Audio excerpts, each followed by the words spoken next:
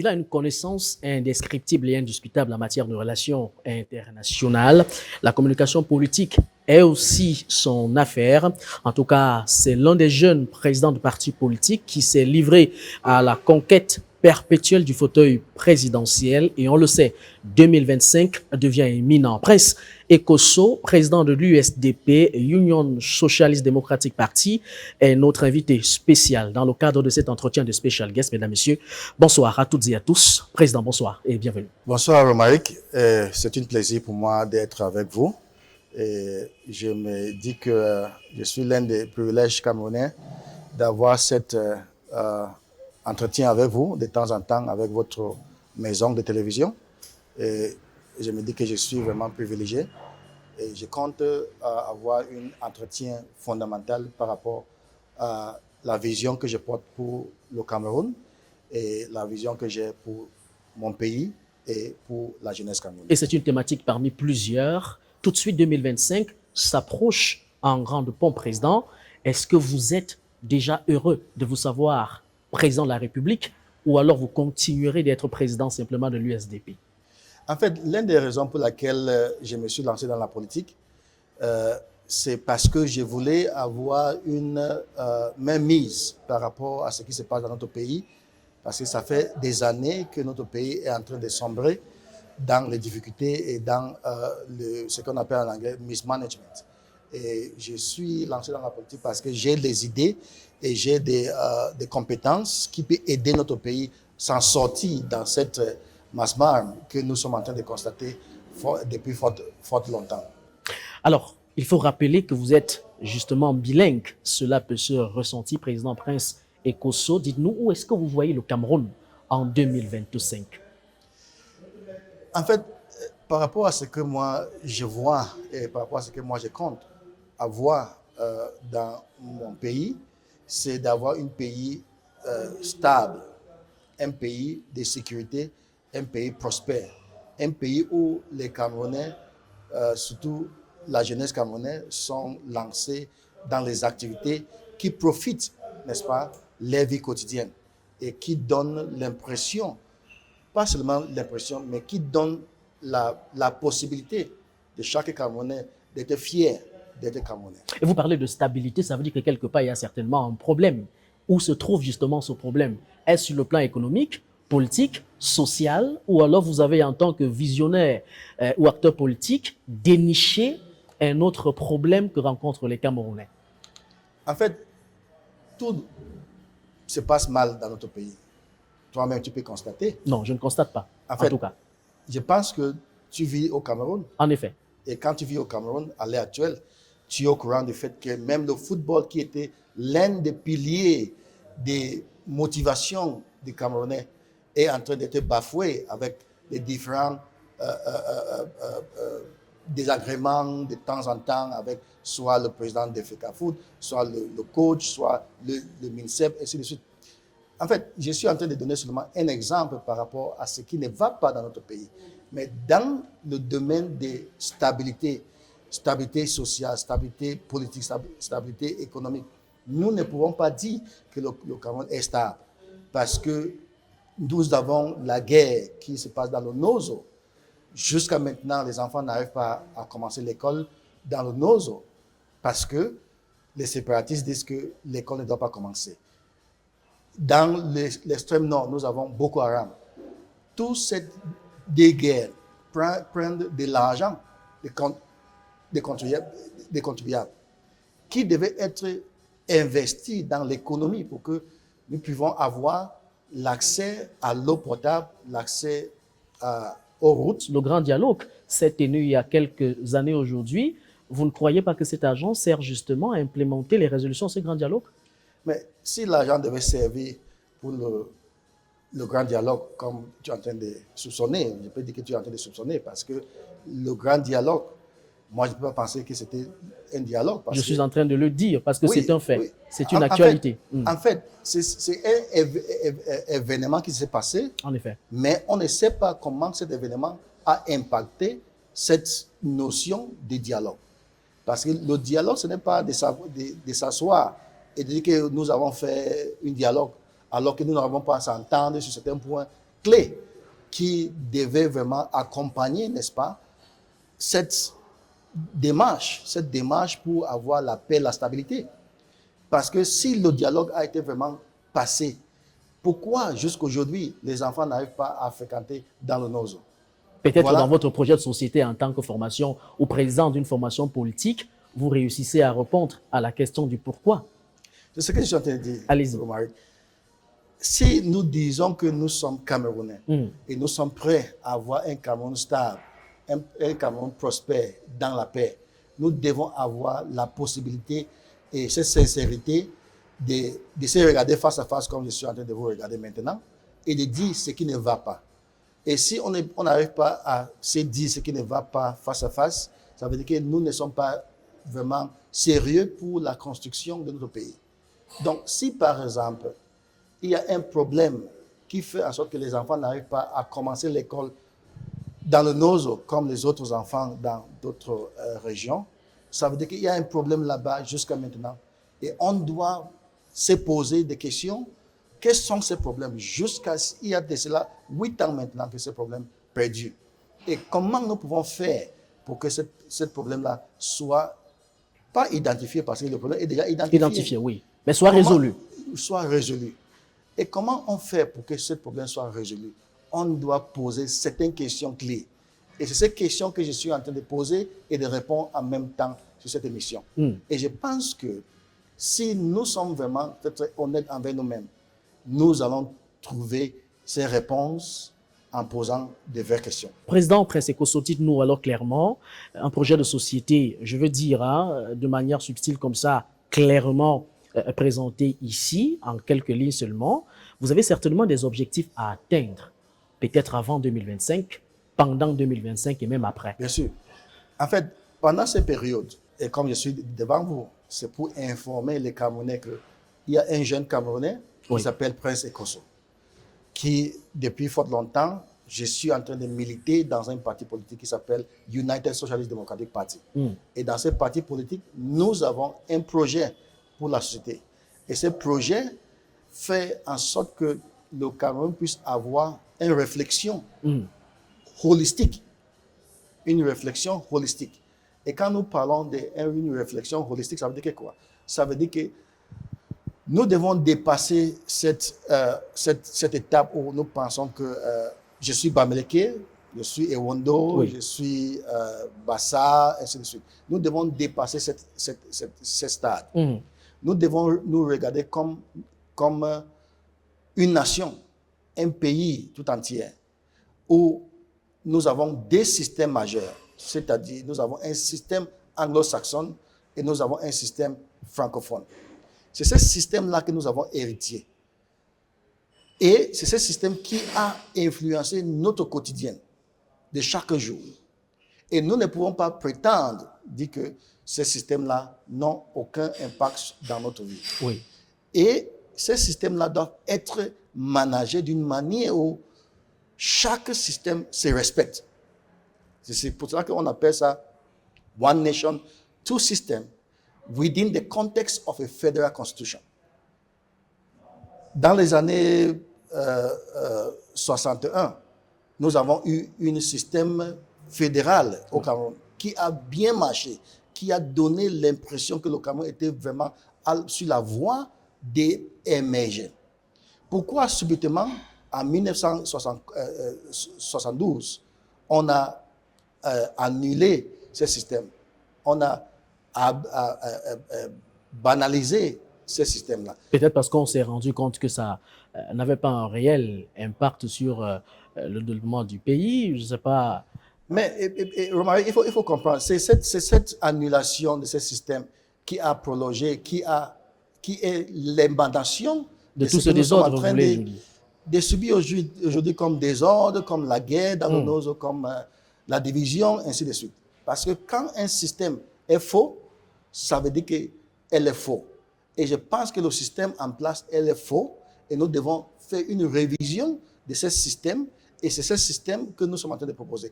One nation, two systems within the context of a federal constitution. Et puisque vous parlez justement, allez-y, Prince Ekosso, allez-y. Et avec ce système-là, nous sommes conscients.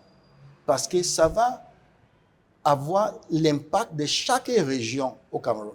C'est-à-dire chaque région aura la possibilité d'être autonome dans le sens économique, dans le sens éducationnel, dans le sens soit même politique, en quelque sorte. Aujourd'hui, justement, revenons sur le plan même de l'économie. Et quelle est l'idée que vous avez de l'économie camerounaise actuellement? On parle des prévaricateurs de la fortune publique par-ci, on parle des détournements des deniers publics par-là, on parle de ces ministres et même directeurs généraux qui ont des salaires assez colossaux. Quelle est l'idée que vous avez de l'économie de notre pays, Prince Ekosso?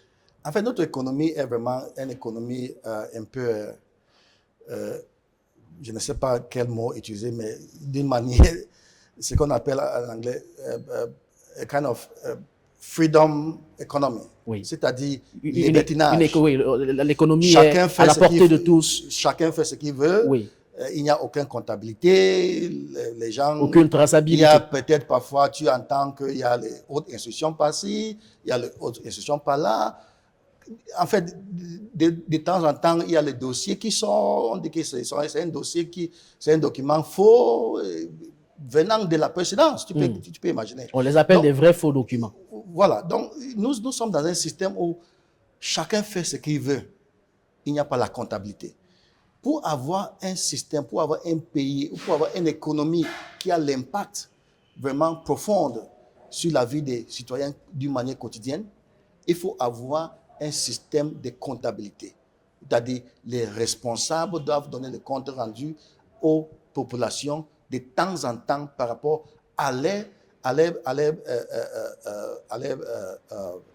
démarche. Pour, par exemple, nous avons cet article 66 dans la Constitution qui n'a jamais été appliqué. Oui, la déclaration des biens. Hein. Nous avons aussi cette possibilité où, de temps en temps, soit parfois ce sont les rumeurs, mais il y a des ministres, il y a des personnalités au Cameroun qui ont double nationalité. Et tout ça... Vous avez les preuves de ce que vous affirmez? J'ai dit qu'il y a les rumeurs. D'accord. Voilà. Donc, même si on ne va pas quand même commenter les rumeurs. Même si je n'ai pas les preuves, ce sont les rumeurs qui prétendent avoir un impact vraiment très, très sérieux. Pourquoi? Parce qu'on ne sait pas comment on peut être ministre pendant 20 ans, n'est-ce pas, dans un pays où l'économie est dans la... Je ne peux pas utiliser les mots vraiment brutaux, mais l'économie souffre. Et un ministre est dans un secteur pendant 21 ans, on ne voit pas l'impact sur la vie quotidienne de chaque Camerounais. Tout ça, nous sommes en train de constater que c'est parce que les gens ne sont pas capables de rendre compte à la population. Et vous estimez qu'il faut justement réguler ce secteur? En fait, ce que je suis en train de vous dire est ceci. Nous allons faire le système camerounais un système de comment on dit ça en français? C'est-à-dire on va digitaliser le système. Comment faire? C'est-à-dire, par exemple, si tu dois, par exemple, ce que nous sommes en train de faire maintenant, par exemple, ils sont en train de faire pour que le passeport sorte dans 24 heures. Non, 48 heures. D'accord, 48 heures. 48 heures. Et si c'est vraiment ce genre de système que nous avons appliqué aussi, par exemple, dans le système économique, n'est-ce pas? Par exemple, à l'impôt, par exemple, au port, n'est-ce pas? On peut avoir un impact un peu abordable, c'est-à-dire la transparence. Si on n'a pas la transparence dans la gestion des domaines économiques, ça serait difficile. Parce qu'il y a beaucoup de circulation de l'argent, de biens, d'une manière tangible. C'est-à-dire, l'argent est encore en liquide au Cameroun. Dans notre époque, dans le XXIe siècle, on ne doit pas avoir les gens portent le sac de l'argent par-ci, par-là. Dans le système administratif, on ne doit pas continuer à avoir un système qui travaille toujours avec les liquides. On doit avoir un système qui travaille dans la digitalisation des systèmes. Ou, si je dois transporter les biens, par exemple, de la France pour le Cameroun, je paye tous mes taxes à l'ambassade du Cameroun en France. Je paye mon argent là-bas. Je paye tout là-bas et les marchandises sont transportées au Cameroun, au port de Douala, ou bien au port de Kribi, ou bien au port de Limbe. Et après ça, je rentre au Cameroun, je passe seulement au port, Pour je montre entrer en possession, oui. Votre ticket ou votre reçu. c'est ça qui fait en sorte que l'économie développe, surtout dans notre époque. C'est l'une des stratégies, certainement. Est-ce Bien que sûr. vous pensez également qu'une telle stratégie viendra ici favoriser ou alors stimuler l'emploi dans notre pays, qui est aussi un véritable problème? Président Prince Ekosso, ils sont nombreux ces jeunes qui, en longueur de journée, se livrent dans des jeux de hasard. On ne va pas citer des noms ici, parce que, disent-ils, il n'y a pas d'emploi au Cameroun. Est-ce que le cahier politique de l'USDP en a pensé? Bien sûr. Il faut comprendre qu'il y a beaucoup de domaines au Cameroun qui doivent donner les emplois aux Camerounais, surtout aux jeunes Camerounais. Le système actuel mise beaucoup plus sur l'entrepreneuriat, le secteur informel. Bien sûr. Mais il faut comprendre aussi qu'en dehors de ça, il y a d'autres secteurs. Par exemple, le secteur agriculture. Si nous pouvons examiner la capacité des domaines agriculture au Cameroun en ce qui concerne la possibilité de donner l'emploi aux Camerounais, c'est au moins 65% de capacité de ce secteur qui peut donner l'emploi aux Camerounais. Mais la mentalité de ce domaine-là a été vraiment stigmatisée. Pourquoi? Parce que les gens pensent que quand tu es agriculteur, tu es pauvre, tu es sale, tu es ceci et cela. Mais il faut regarder aux occidentales. Ce qu'ils font là-bas, c'est le domaine agriculture qui a fait en sorte que les pays comme la France, les pays comme la Grande-Bretagne, ainsi de suite, les États-Unis, c'est le domaine agriculture qui a émergé le pays. Oui, parce que peut-être aussi, en matière de comparaison, président Prince Ekosso, Oui. il y a la modernisation de l'outil, hein, contrairement à cette étape traditionnelle, certainement que oui, bien travers sûr. certains jeunes ici, bien qu'ils veulent se lancer dans le secteur agricole, Bien sûr. mais on stagne dans des mentalités traditionnelles, Oui. encore à la houe, encore à la machette. Bien sûr. Pourtant, il y a des tracteurs disponibles au village du comice agro-pastoral à Ibolova. Bien sûr, c'est la raison pour laquelle nous pensons que ce système qui marche avec les cash, avec l'argent passé par là dans le sac, c'est l'une des raisons pour laquelle les gens ne sont pas intéressés. Ils pensent que peut-être c'est de courir derrière ces gens qui portent l'argent dans les sacs qu'il peut émerger. Le domaine agriculture, c'est un domaine tellement fiable. Ce n'est pas seulement de regarder seulement le côté négatif. Si, par exemple, ils ont fait, c'est-à-dire les mentalités étaient seulement sur la voie traditionnelle, on devait les mettre à comprendre que maintenant, les temps ont changé et nous devons avoir cette mentalité d'utiliser les technologies modernes pour faire notre champ. Mais en fait, il faut aussi regarder dans le contexte. Parce que ce n'est pas tout le monde qui va utiliser cet moyen moderne pour faire cette agriculture. Pour peut-être même y arriver, il Bien faut sûr, également bien sûr. faire recours à la qualité, Bien le sûr. prix du carburant. Parce que j'estime que ces Bien sûr. tracteurs ont besoin de carburant pour fonctionner.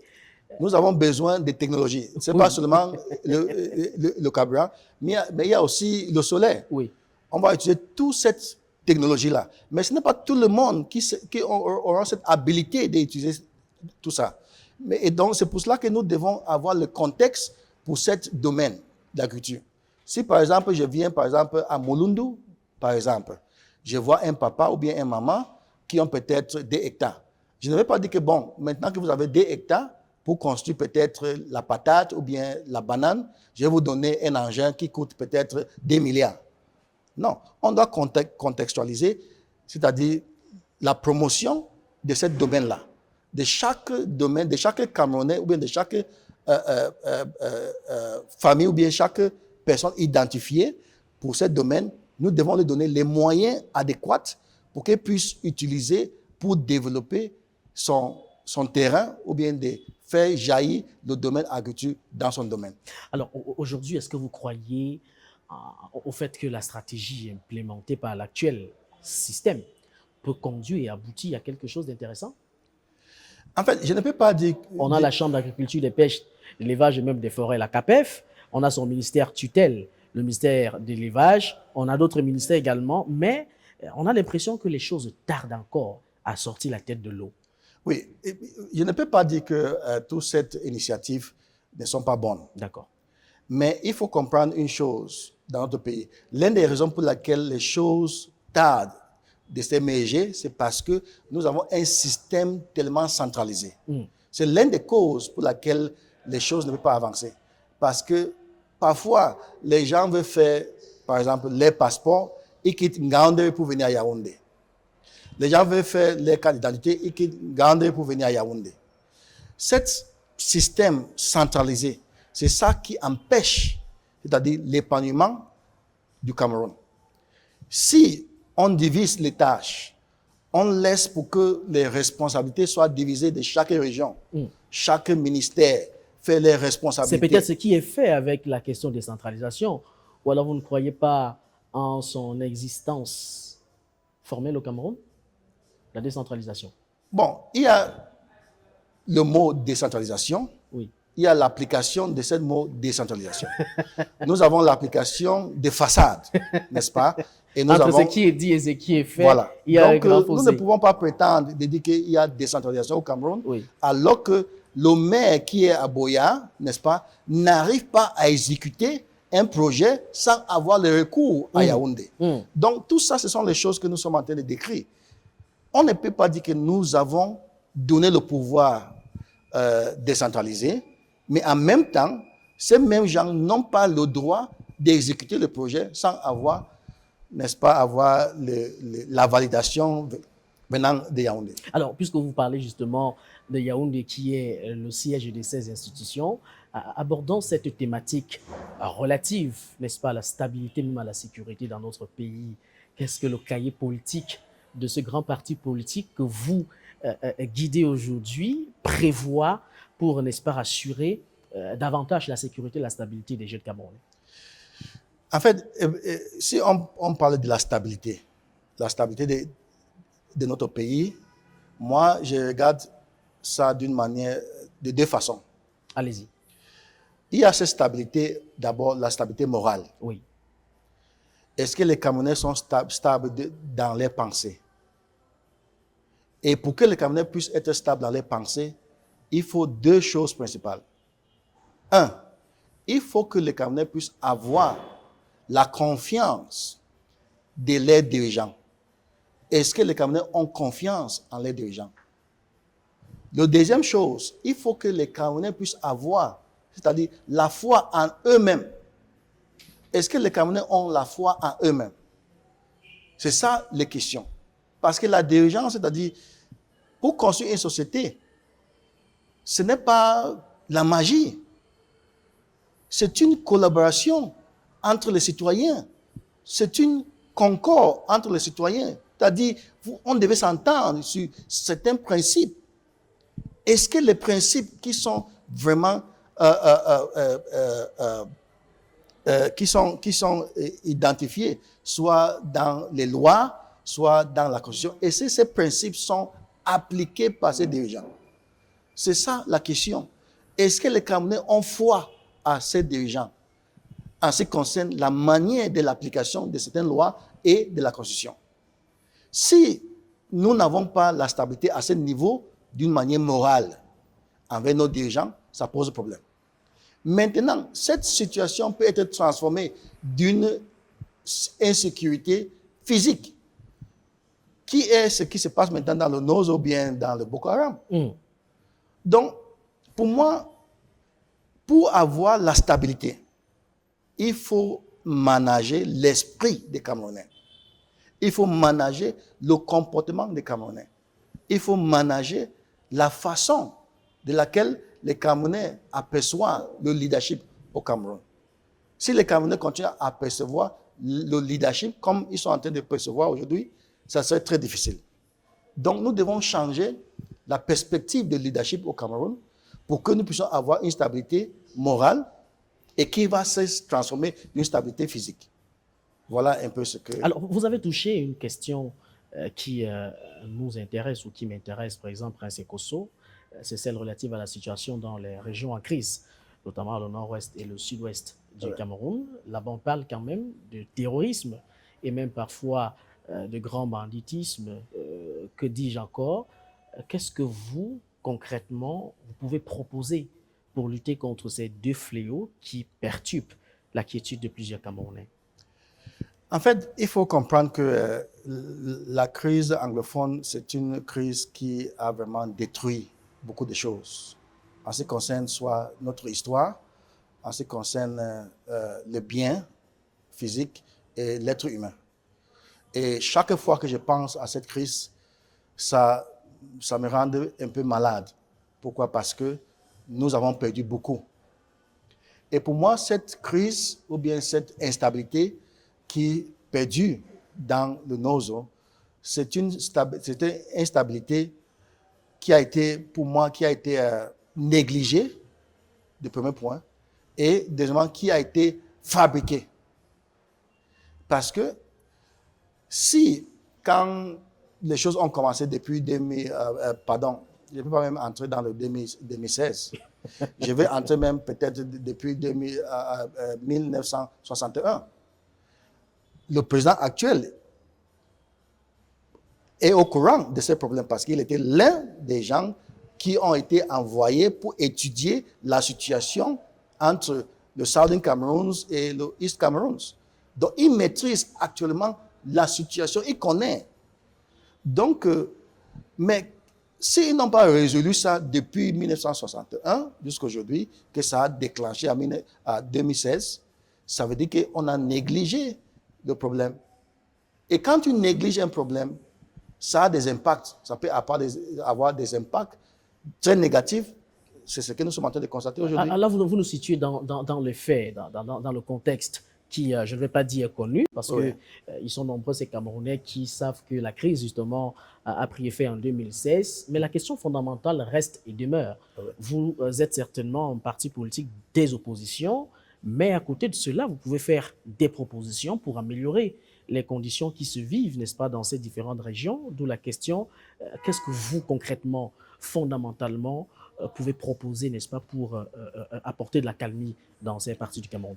Merci une fois de plus pour cette belle question. Je voulais te dire aujourd'hui et devant tous les Camerounais qui sont en train de suivre ce programme. Dites-nous, président principal, que j'ai écrit beaucoup de suggestions au niveau du président de la République.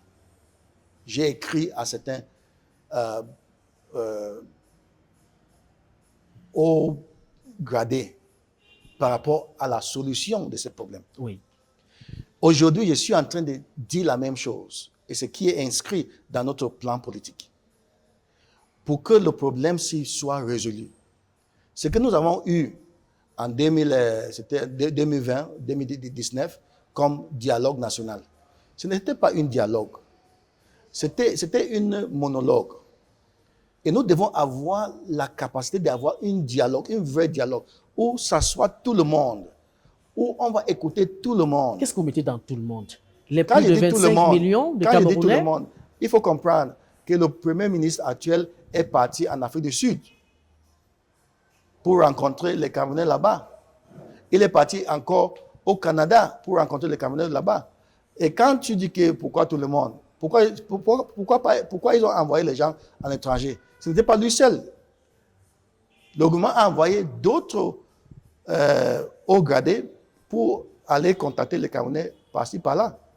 Ça veut dire qu'ils étaient dans les bonnes voies, mais peut-être à un certain moment, certaines personnes ont pensé que peut-être ça ne devait pas aller comme ils veulent, et ils ont peut-être désorienté ce processus de dialogue national.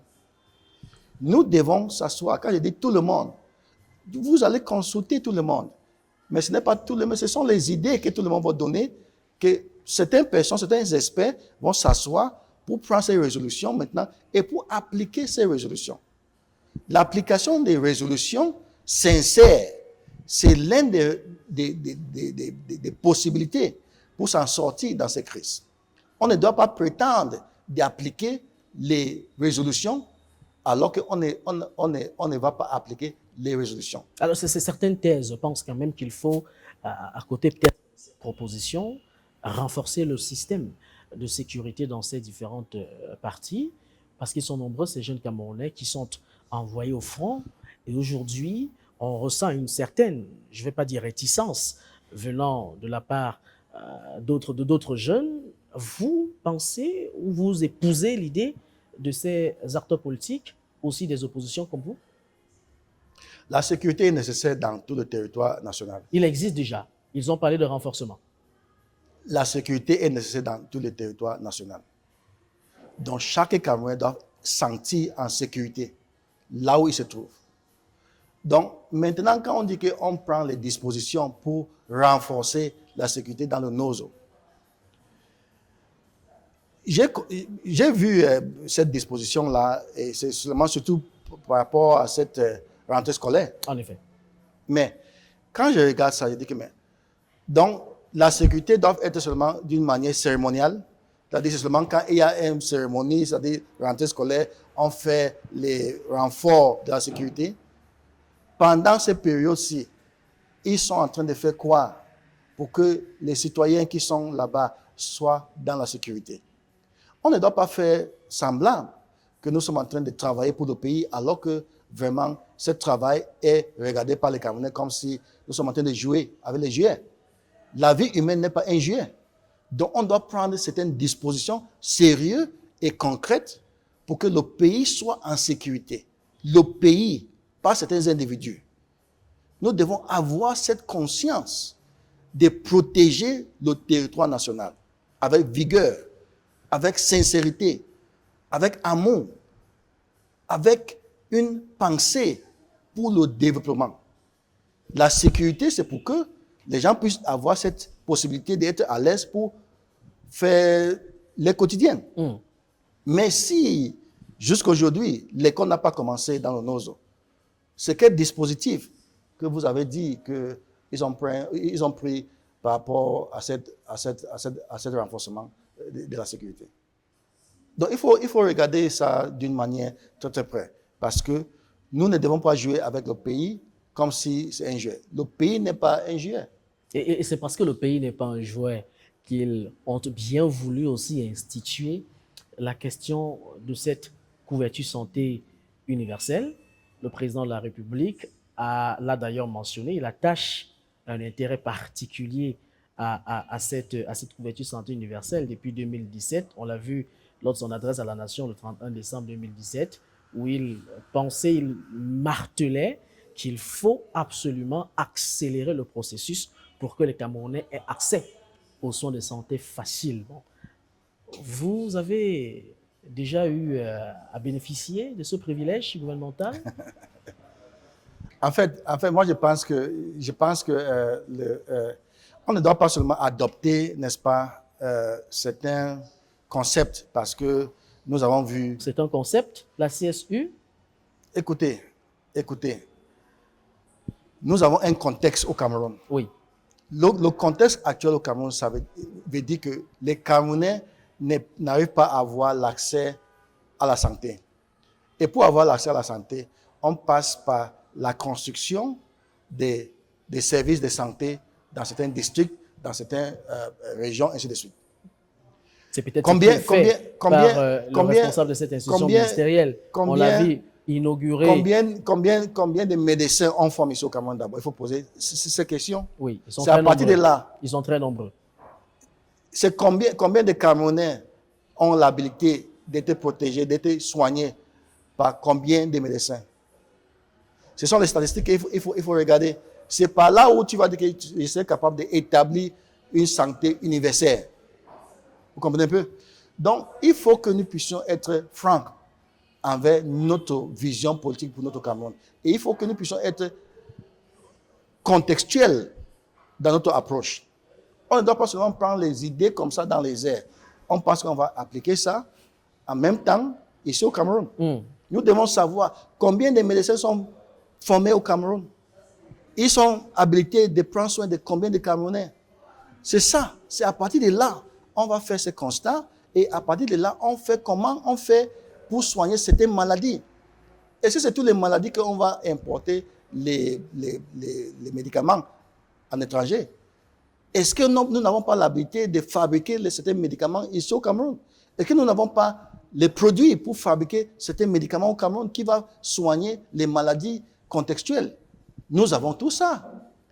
Et si nous pensons qu'on va faire une santé universelle, c'est à partir de cette évaluation basique, n'est-ce pas, qu'on peut faire ces constats et on produit les résultats concrets qui répondent aux besoins de la population.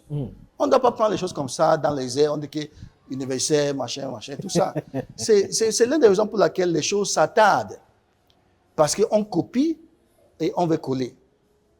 Ça ne va pas se passer comme ça. Ça ne va pas se passer comme ça. Et c'est pour cela que nous sommes en train de dire que notre pays est une responsabilité commune. C'est une responsabilité des Camerounais. Et je fais appel à tous les Camerounais, surtout les Camerounais qui sont dans la diaspora, pour que nous puissions mettre nos mains ensemble pour la construction de notre pays. Nous avons cette capacité. Nous avons cette possibilité. Les ressources sont là. Soit les ressources humaines, soit les ressources naturelles. Ces ressources sont là. Et si nous avons cette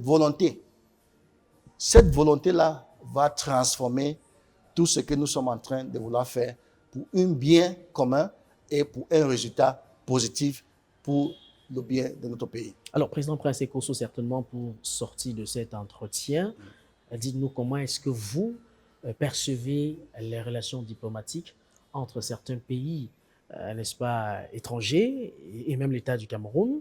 Je voudrais faire allusion ici à la France. Le Fonds monétaire international, des analystes économistes pensent d'ailleurs que c'est une institution qui ne devrait plus exister pour le bonheur, entre guillemets, de notre pays. Comment vous concevez cette relation bilatérale entre les deux pays? En fait, la diplomatie, c'est un art. Oui.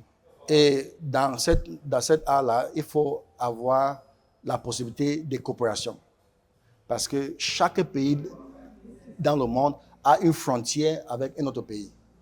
Et cette frontière-là donne un peu accès à certaines choses, soit dans le domaine économique, ainsi de suite. Et maintenant, en ce qui concerne ce que vous êtes en train de dire, nous ne voulons plus cette situation où un certain pays va faire une impression qu'ils sont en train de vouloir dominer sur le Cameroun. Oui. Je suis vraiment très, très fier. Ça peut être vraiment surprenant. Je suis vraiment fier avec le président Paul Biya, la manière avec laquelle il gère les relations. Il a gardé ses relations pour que la relation ne soit pas conflictuelle, d'une manière ouverte. Il y a les conflits dans chaque relation diplomatique par rapport à certains besoins. Mais je pense que le président Biya a fait son mieux.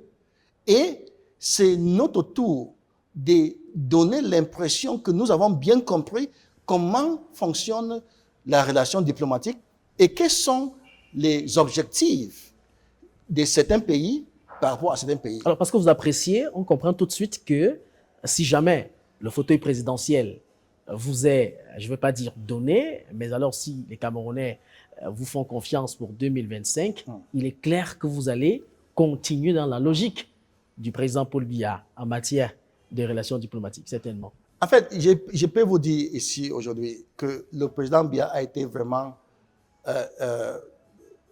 un diplomate tellement raffiné. Oui. Et je ne peux pas prétendre que tout ce que M. Biya a fait, c'est mauvais. Il a fait des choses que moi, personnellement, j'ai appréciées. Il y a des choses qu'il a fait, certaines erreurs, qui est normal. Mais je pense que sur certains domaines qu'il a fait fort, qu'il a vraiment réussi, ça ne serait pas banal, ça ne serait pas mauvais pour moi de copier, pour moi d'appliquer, pour moi de renforcer. Prince Ekosso, conclusion. Oui. Si jamais on vous donnait un petit poste au gouvernement de Biya, votre réaction? Je pense que ma responsabilité en tant que citoyen, c'est de donner mon meilleur pour que le Cameroun puisse être meilleur. Vous acceptez? Ce n'est pas une histoire d'accepter. Depuis que je suis en politique, je suis en train de donner, n'est-ce pas, les contributions. Oui. Même ce que je suis en train de faire maintenant, ce sont des contributions. Il peut arriver qu'on vous demande de donner ces contributions. Président Prince Ekosso, je vais dire des choses comme ça, par exemple, au ministère de la faune, de la forêt et de la faune. Ce n'est pas à moi de décider. Si jamais on vous donnait un tel poste, vous Ce acceptez? n'est pas à moi de décider. Prince Ekosso, merci. Merci d'avoir beaucoup. accepté Merci beaucoup. de répondre à nos différentes questions. C'est une joie pour moi. Nous vous Et tout le temps que vous m'appelez, je suis vraiment très fier.